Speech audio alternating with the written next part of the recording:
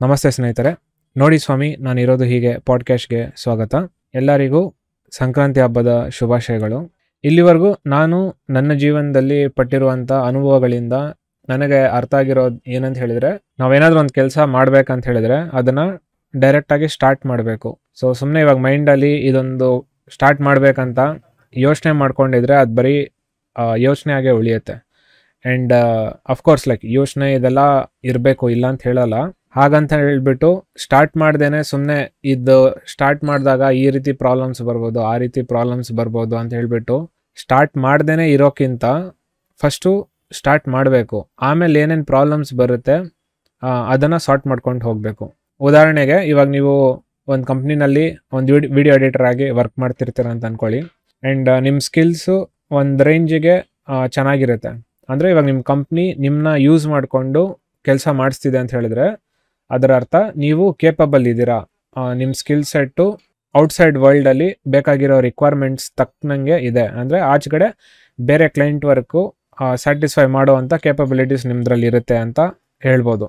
And of course ಇದರಲ್ಲಿ ಸಾಕಷ್ಟು ಬೇರೆ ಬೇರೆ ವಿಷಯಗಳಿರುತ್ತೆ. ಅಂದರೆ ಮೇ ಬಿ ಮಾರ್ಕೆಟಿಂಗ್ ಕೂಡ ಒಂದಷ್ಟು ಇಂಪ್ರೂವ್ ಮಾಡ್ಕೋಬೇಕು ನೀವು, ಅಥವಾ ನಿಮ್ಮ skill set maybe beginning ಸ್ಟೇಜಸಲ್ಲಿ ಇರ್ಬೋದು. ಬಟ್ ಅದನ್ನು ಯೂಸ್ ಮಾಡಿಕೊಂಡು ನಿಮ್ಮ ಕಂಪ್ನಿಯವರು ಹೇಗೋ ಒಂದು ಕೆಲಸನ ಪುಲ್ ಆಫ್ ಮಾಡ್ತಾ ಇದ್ದಾರೆ. ಬಟ್ ನೀವು ನಿಜವಾಗ್ಲೂ ತುಂಬ ಸ್ಕಿಲ್ಲಲ್ಲಿ ಚೆನ್ನಾಗಿದ್ದೀರಾ ಅಂತ ಹೇಳಿದರೆ ನೀವು ಓನಾಗೆ ನಿಮ್ಮ ಬಿಸ್ನೆಸ್ ಅಥವಾ ಒಂದು ಫ್ರೀಲಾನ್ಸ್ ಕೆಲಸನ ನೀವು ಸ್ಟಾರ್ಟ್ ಮಾಡ್ಬೋದು. ಸೊ ಇವಾಗ ನಿಮ್ಮ ಮೈಂಡಲ್ಲಿ ಇರುತ್ತೆ, ಓಕೆ ನಾನು ಫ್ರೀಲಾನ್ಸ್ ಮಾಡಬೇಕು ಅಂತ ಹೇಳಿಬಿಟ್ಟು. ಬಟ್ ನೀವು ಈ ಥರದ್ದು ಕೆಲಸಗಳೆಲ್ಲ ಮಾಡಿರಲ್ಲ. ಫ್ರೀಲಾನ್ಸ್ ವರ್ಕ್ ಇರ್ಬೋದು, ಓನಾಗೆ ಏನೂ ಮಾಡಿರಲ್ಲ, ಬರೀ ಕಂಪ್ನಿ ಅಂಡರ್ ವರ್ಕ್ ಮಾಡಿ ಅಭ್ಯಾಸ ಆಗಿರುತ್ತೆ. ಸೊ ಸಹಜವಾಗಿ ಈ ರೀತಿ ಬಿಸ್ನೆಸ್ ಓನಾಗಿ ಮಾಡಬೇಕು ಅಂತ ಡಿಸೈಡ್ ಮಾಡುವಾಗ ನಮಗೆ ಮೈಂಡಿಗೆ ಫಸ್ಟ್ ಬರೋದೆ, ನನ್ನ ಕೈಯಲ್ಲಿ ಮಾಡೋಕ್ಕಾಗತ್ತಾ, ಕ್ಲೈಂಟ್ ಸಿಗ್ತಾರಾ, ಹೇಗೆ ಏನು ಅಂತ ಹೇಳ್ಬಿಟ್ಟು ಸಾಕಷ್ಟು ಪ್ರಶ್ನೆಗಳು ನಮ್ಮ ತಲೆಗೆ ಬರುತ್ತೆ. ಈ ಪ್ರಶ್ನೆಗಳೆಲ್ಲ ಬರೀ ಒಂದು ಪಾಸಿಬಿಲಿಟಿ ಥರ ಅಷ್ಟೇ. ಅಂದರೆ ಅದು ನಡಿಬೋದು, ಇಲ್ಲ ನಡೆದೇನೂ ಇರ್ಬೋದು ಅಲ್ವಾ, ವಾಸ್ತವ ಅಲ್ಲ ಅದು. ಸೊ ಹೇಗೆ ನಮಗೆ ಏನು ರಿಯಾಲಿಟಿ ಅನ್ನೋದು ಹೇಗೆ ಗೊತ್ತಾಗುತ್ತೆ, ಯಾವಾಗ ಗೊತ್ತಾಗುತ್ತೆ ಅಂತ ಹೇಳಿದ್ರೆ ಸ್ಟಾರ್ಟ್ ಮಾಡಿದಾಗಲೇ ಗೊತ್ತಾಗೋದು.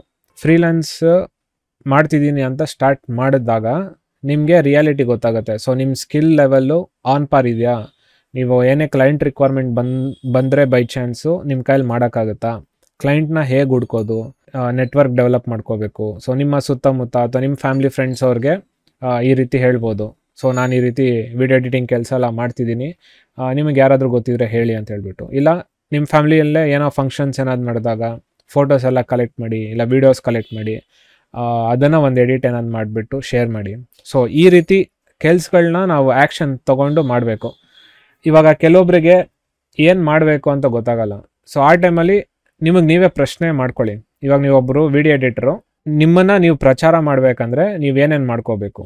ಸೊ ಅವಾಗ ನಿಮ್ಮಲ್ಲೇ ಆನ್ಸರ್ಸ್ ಇರುತ್ತೆ. ಆ್ಯಂಡ್ ಇದು ಬರೀ ವಿಡಿಯೋ ಎಡಿಟಿಂಗ್ ಸ್ಪೆಸಿಫಿಕ್ ಥರನೂ ಇಲ್ಲ. ನೀವು ಏನೇ ಡಿಪಾರ್ಟ್ಮೆಂಟಲ್ಲಿ ಇದ್ರೂ, ಯಾವುದೇ ಇಂಡಸ್ಟ್ರಿಯಲ್ಲಿ ಇದ್ರೂ ನಿಮಗೆ ಈ ಪ್ರಶ್ನೆಗಳೆಲ್ಲ ಕೇಳ್ಕೊಂಡ್ರೆ ನಿಮಗೆ ಅಲ್ಲೇ ಉತ್ತರ ಸಿಗುತ್ತೆ. ಫಾರ್ ಎಕ್ಸಾಂಪಲ್ ಇವಾಗ ನೀವು ಇಂಜಿನಿಯರಿಂಗ್ ಓದ್ತಾ ಇರ್ತೀರ ಅಂತ ಅಂದ್ಕೊಳ್ಳಿ.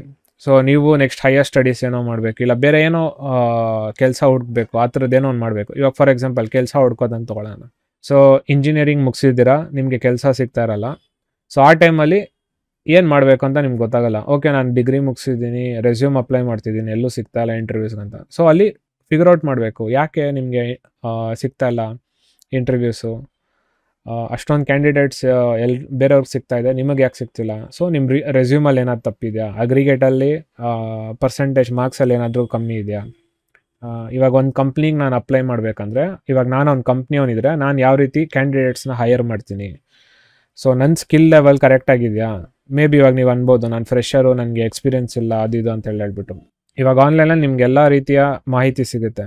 ಸೊ ನಿಜವಾಗ್ಲೂ ನಿಮಗೆ ಒಂದು ಕೆಲಸದ ಮೇಲೆ ಅಷ್ಟು ಇಂಟ್ರೆಸ್ಟ್ ಇದೆ ಅಂತ ಹೇಳಿದ್ರೆ ನೀವು ಆ ಕೆಲಸ ಸಿಗೋಕ್ಕೆ ನಿಮಗೆ ಏನೇನು ಸ್ಕಿಲ್ ಸೆಟ್ ಇರಬೇಕು, ನಿಮ್ಮ ಅಂಡರ್ಸ್ಟ್ಯಾಂಡಿಂಗು ಎಷ್ಟಿರಬೇಕು ಅಷ್ಟು ಮಟ್ಟಿಗೆ ನೀವು ಡೆವಲಪ್ ಆಗಬೇಕು. ಇವಾಗ ನಾನು ಎಡಿಟಿಂಗ್ ಕಲಿಯೋ ಟೈಮಲ್ಲಿ ನನಗೆ ಯಾರೂ ಹೇಳ್ಕೊಟ್ಟಿಲ್ಲ. ಬಟ್ ನಾನು ಕಲಿಬೇಕಂತ ಡಿಸೈಡ್ ಮಾಡಿ ನಾನು ಓನಾಗೆ ಕಲ್ತ್ಕೊಂಡು ನಾನೇ ಓನಾಗೆ ಫ್ರೀಲಾನ್ಸ್ ವರ್ಕ್ ಹುಡ್ಕೊಂಡೆ. ಆಮೇಲೆ ನನ್ನ ಸ್ಕಿಲ್ ಸೆಟ್ನ ಇಂಪ್ರೂವ್ ಮಾಡಿಕೊಂಡು ಒಂದಷ್ಟು ಪೋರ್ಟ್ಫೋಲಿಯೋಸ್ ಎಲ್ಲ ರೆಡಿ ಮಾಡಿಕೊಂಡು ಆ ರೀತಿ ನನಗೆ ಕೆಲಸ ಸಿಕ್ಕಿದ್ದು. ಸೊ ಇಂಜಿನಿಯರಿಂಗ್ ಮುಗಿಸಾದ್ಮೇಲೆ ಅಥವಾ ನೀವೇನಾದರೂ ಒಂದು ಮುಗಿಸಾದ್ಮೇಲೆ ಅದಕ್ಕೆ ಆ ರೀತಿಯಾದಂಥ ಸ್ಕಿಲ್ ಸೆಟ್ ನಿಮ್ಗಿರಬೇಕು. ಸುಮ್ಮನೆ ಡಿಗ್ರಿ ಕಂಪ್ಲೀಟ್ ಆಗಿದ ತಕ್ಷಣ ನಿಮಗೆ ಕೆಲ್ಸಕ್ಕೆ ತೊಗೋಬೇಕಂತ ಹೇಳಿದ್ರೆ ಇವಾಗ ಅವ್ರಿಗೂ ಒಂದು ಲಾಸ್ ಇರುತ್ತಲ್ವ. ಸೊ ಫಸ್ಟು ನೀವು ಕರೆಕ್ಟಾಗಿದ್ದೀರಾ, ನಿಮ್ಮ ಸ್ಕಿಲ್ ಸೆಟ್ ಕರೆಕ್ಟಾಗಿದೆಯಾ, ಇದನ್ನು ನೀವು ಯೋಚನೆ ಮಾಡಬೇಕು. ಇವಾಗ ನಿಮ್ಮ ಹತ್ರ ಅಷ್ಟು ಚೆನ್ನಾಗಿರೋ ಸ್ಕಿಲ್ ಸೆಟ್ ಇಲ್ಲ ಅಂತ ಹೇಳಿದ್ರೆ ಯಾಕೆ ನಿಮಗೆ ತೊಗೋಬೇಕು ಒಬ್ಬರು ಅಲ್ವಾ? ಇವಾಗ ನೀವು ಹೇಳ್ಬೋದು ಅಗೇನ್ ಸ್ಕಿಲ್ ಸೆಟ್ಗೆಲ್ಲ ಎಕ್ಸ್ಪೀರಿಯನ್ಸ್ ಬೇಕು ಅಂತೆಲ್ಲ ಹೇಳ್ಬಿಟ್ಟು, ಫೈನ್, ಇವಾಗ ಒಂದಷ್ಟು ಫೀಲ್ಡಲ್ಲಿ ಆ ರೀತಿ ಇರ್ಬೋದು, ಇಲ್ಲ ಅಂತ ಹೇಳಲ್ಲ. ಸೊ ಆ ಥರದಕ್ಕೆ ಇಂಟರ್ನ್ಶಿಪ್ಸ್ ಏನಾದರೂ ಹುಡುಕಿ, ಆ್ಯಂಡ್ ನಿಮ್ಮ ಸುತ್ತಮುತ್ತ ರೀಜನ್ನಲ್ಲಿ ಯಾವುದಾದ್ರೂ ಸಣ್ಣ ಪುಟ್ಟ ಸ್ಟಾರ್ಟಪ್ಗಳು ಇದ್ದರೆ, ಇಲ್ಲಾಂದರೆ ನಿಮ್ಮ ರಿಲೇಟಿವ್ಸ್ನಲ್ಲಿ ಯಾರಿಗಾದ್ರೂ ಗೊತ್ತಿದ್ರೆ ಆ ಫೀಲ್ಡ್ನಲ್ಲಿ ವರ್ಕ್ ಮಾಡೋರಿದ್ದರೆ ಅವ್ರ ಜೊತೆ ಹೋಗಿ ಒಂದಷ್ಟು ಫ್ರೀ ಕೆಲಸ ಮಾಡಿ ಎಕ್ಸ್ಪೀರಿಯನ್ಸ್ ತೊಗೊಳ್ಳಿ. ಈ ರೀತಿ ಎಲ್ಲ ಮಾಡಿ ಏನಾದ್ರೊಂದು ಐಡಿಯಾ ಬಂದೇ ಬರುತ್ತೆ. ಓಕೆ, ನಂದ್ರಲ್ಲಿ ಇದು ಕೊರತೆ ಇದೆ, ಇದನ್ನು ನಾನು ಸರಿ ಮಾಡ್ಕೋಬೇಕು ಅಂತ ಹೇಳಿಬಿಟ್ಟು ಅದ್ರ ಮೇಲೆ ವರ್ಕ್ ಮಾಡಿ. ನೀವು ಯಾವ ರೀತಿ ಯೋಚನೆ ಮಾಡ್ಬೇಕಂತ ಹೇಳಿದ್ರೆ, ಎಲ್ಲ ಕಡೆ ಪ್ರಾಬ್ಲಮ್ಸ್ ಇದ್ದೇ ಇರುತ್ತೆ, ಅದಕ್ಕೆ ಸೊಲ್ಯೂಷನ್ಸ್ ಹುಡುಕ್ಬೇಕು. ಎಕ್ಸ್ಕ್ಯೂಸಸ್ ಕೊಡೋಕ್ಕೆ ಹೋಗಬಾರ್ದು.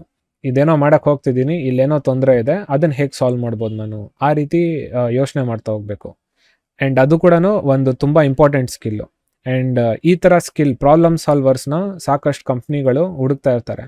ಆ್ಯಂಡ್ ನಿಮ್ಮ ರೆಸ್ಯೂಮ್ನಲ್ಲಿ ಯಾವಾಗಲೂ ಎಕ್ಸ್ಪೀರಿಯನ್ಸ್ ಇದೆಲ್ಲ ಬರೀತಿರಲ್ಲ, ಪ್ರೀವಿಯಸ್ ಕಂಪ್ನಿನಲ್ಲಿ ಏನು ಮಾಡಿದ್ರಿ ಅಂತ ಹೇಳ್ಬಿಟ್ಟು. ಸೊ ನೀವು ಸುಮ್ಮನೆ ಅಲ್ಲಿ ನಿಮ್ಮ ಜಾಬ್ ರೋಲು ಆಮೇಲೆ ನಾರ್ಮಲಾಗಿ ನಿಮ್ಮ ಜಾಬ್ ಡಿಸ್ಕ್ರಿಪ್ಷನ್ ಏನಿದೆ ಅದನ್ನು ಕಾಪಿ ಪೇಸ್ಟ್ ಮಾಡೋಕ್ಕೆ ಹೋಗ್ಬೇಡಿ. ಯಾವಾಗಲೂ ನಿಮ್ಮ ಎಕ್ಸ್ಪೀರಿಯನ್ಸ್ನ ಅಲ್ಲಿ ಶೇರ್ ಮಾಡಿ. ಸೊ ನನ್ನ ಕಂಪ್ನಿನಲ್ಲಿ ಈ ರೀತಿ ರೋಲ್ ಇತ್ತು, ಅದರಲ್ಲಿ ನಾನು ಈ ರೀತಿ ಒಂದಷ್ಟು ಪ್ರಾಬ್ಲಮ್ಸ್ ಎಲ್ಲ ಇತ್ತು, ಅದಕ್ಕೆ ನಾನು ಈ ರೀತಿ ಸೊಲ್ಯೂಷನ್ ಕೊಟ್ಟೆ. ಸೊ ಈ ಥರದನ್ನು ನೀವು ಎಕ್ಸ್ಪ್ಲೇನ್ ಮಾಡಿ ಅದರಲ್ಲಿ ಬರೆದಾಗ ಅವರು ಬರೀ ನಿಮ್ಮ ಸ್ಕಿಲ್ಸ್ನ ನೋಡಲ್ಲ, ಅಂದರೆ ಟೆಕ್ನಿಕಲ್ ಸ್ಕಿಲ್ಸ್ ನೋಡಲ್ಲ. ಓಕೆ, ಈ ರೀತಿ ಪ್ರಾಬ್ಲಮ್ನ ಅವ್ನು ಹೀಗೆ ಸಾಲ್ವ್ ಮಾಡಿದ್ದಾನೆ, ಸೊ ಪ್ರಾಬ್ಲಮ್ಸ್ ಸಾಲ್ವಿಂಗ್ ಸ್ಕಿಲ್ಸ್ ಇದೆ, ಆಮೇಲೆ ಟೀಮ್ನ ಈ ರೀತಿ ಮ್ಯಾನೇಜ್ ಮಾಡಿ ಅದನ್ನು ಕೆಲಸನ ಮಾಡಿಸಿದ್ದಾನೆ. ಸೊ ಈ ರೀತಿ ಎಷ್ಟೊಂದು ವಿಷಯಗಳೆಲ್ಲ ಅವ್ರಿಗೆ ಅರ್ಥ ಆಗುತ್ತೆ. ಓಕೆ, ಸೊ ನಮ್ಮ ಕಂಪ್ನಿಗೆ ಈ ಥರದ್ದು ಒಂದು ಕ್ಯಾಂಡಿಡೇಟ್ ಬೇಕಾಗಿದೆ, ಅದಕ್ಕೋಸ್ಕರ ತೊಗೋತೀವಿ ಅಂತ ಹೇಳ್ಬಿಟ್ಟು ರೆಕ್ರೂಟ್ ಮಾಡ್ಬೋದು ನಿಮಗೆ. ಒಂದು ಜ್ಞಾಪಕ ಇರಲಿ, ಯಾವಾಗಲೂ ಒಂದು ಕಂಪ್ನಿ ಯಾರಿಗಾದ್ರೂ ರೆಕ್ರೂಟ್ ಮಾಡ್ತಾರೆ ಅಂತ ಹೇಳಿದ್ರೆ ಬರೀ ಟೆಕ್ನಿಕಲ್ ಸ್ಕಿಲ್ಸ್ನ ನೋಡಿ ಅಷ್ಟು ರೆಕ್ರೂಟ್ ಮಾಡಲ್ಲ, ಅದ್ರ ಜೊತೆಗೆ ಅವ್ರ ಕ್ಯಾರೆಕ್ಟರು ಆಮೇಲೆ ಬೇರೆ ಒಂದಷ್ಟು ಸ್ಕಿಲ್ಸ್ನ ಕೂಡ ನೋಡ್ತಾರೆ.